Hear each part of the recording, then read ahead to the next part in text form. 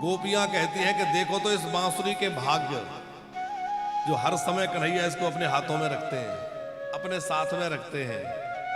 जो गोपियां श्री कृष्ण की झलक पाने के लिए ललचाती रहती हैं, वो गोपियां कह रही हैं कि हमें तो एक झलक भी मिलना मुश्किल होता है, और ये बांसुरी कितनी भाग्यशाली है कि कन्हैया हर समय इसको अपने साथ में रखते हैं। कितनी बड़भागी है। एक गोपी बोली, क्यों जी, इसने ऐसी कौन सी तपस्या करी होगी जो इसको इतना बड़ा सौभाग्य मिला है। दूसरी गोपी बोली, केवल साथ में नहीं रखते, बल्कि वन में कन्हैया जब भ्रमण करते हैं तो ये बांसुरी कहती है कि अब मैं थक गई हूं, मुझे विश्राम चाहिए। तो कन्हैया ऐसे करके अपना हाथों का बिस्तर लगा देते हैं, इसी पे सो जाओ। तो अपने हाथों के बिस्तर पर बांसुरी को सुलाते हैं। पर ये तो महारानी है, इठला के कहती है कि तकिया तकिया चाहिए। तो तकिया किसका लगाते हैं? बोले अपने अधरों का तकिया लगा देते हैं। फिर ये कहती है कि बहुत थक गई हूं, जरा पैर दबा दो। तो श्री कृष्ण जब इसके छिद्रों पर उंगली चलाते तो ऐसा लगता है मानो बांसुरी के चरण दबाए जा रहे हो। पतली पतली कन्हैया की जो उंगलियां हैं वो छिद्रों पर चलती हैं, तो ऐसा लगता है मानो उसके चरण दबाए जा रहे हैं। श्री कृष्ण की नासिका में जो मोती लटक रहा है वो ऐसा लग रहा है इसके ऊपर चवर डुलाया जा रहा है। कन्हैया के कानों के कुंडल इसके ऊपर छत्र की तरह लटके हुए हैं, और जैसे महारानियों के लिए पंखा जला जाता है, ऐसे पंखा जलाया जाता है। तो श्री कृष्ण के जो नेत्र हैं वो बड़े बड़े हैं। इन नेत्रों की पलकें उठती और गिरती हैं तो ऐसा लगता है मानो दो जो है चवर, दो पंखे ढुलाए जा रहे हो। ऐसी इस बांसुरी की क्या साधना है? एक गोपी बोली, सबसे बड़ी साधना इस बांसुरी की ये है कि ये अंदर से एकदम खाली है। हम लोग भगवान के प्यारे नहीं बन पाते क्योंकि अंदर दुनिया की बुराइयां, दुनिया की बातें रख के बैठे हैं।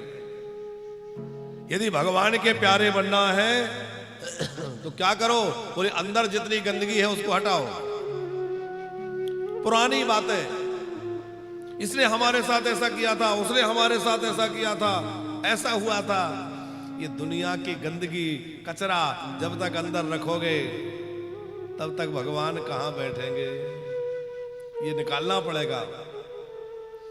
बांसुरी एकदम अंदर से खाली होती है कि नहीं? अच्छा, दूसरी बात यह है कि बांसुरी मौन रहती है। वो केवल तभी बोलती है जब श्री कृष्ण बुलवाना चाहते हैं। कन्हैया जब प्राण फूंकते तभी बोलती है, बाकी मौन रहती है। साधक का भी यही काम होना चाहिए कि ज्यादा से ज्यादा मौन रहे। जब भगवान की इच्छा हो तो थोड़ा बोले। अच्छा, जब भी बोलती है बांसुरी तो मीठा बोलती है। अच्छा बोलती है कि नहीं? बांसुरी बजती है, सबको प्यारी लगती है। तो भक्त का काम है कम बोले, और जब भी बोले तो मीठा बोले, मधुर बोले। और बांसुरी ने कितने संकट सहे हैं जरा ध्यान दीजिएगा।